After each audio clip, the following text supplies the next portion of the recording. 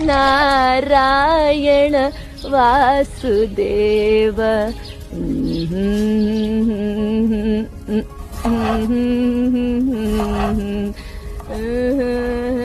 नारायण वासुदेव। देखो जगदीश, आज तुम्हारे लिए कितनी सब्जी डाल रही हूँ खिचड़ी में।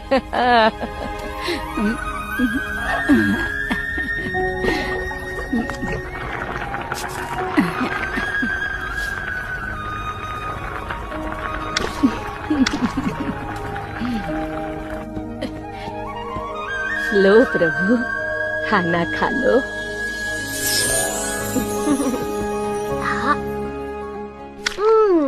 इतनी स्वादिष्ट खिचड़ी तो पहले कभी नहीं खाई। प्रभु ने आज भी भोग स्वीकार नहीं किया। आज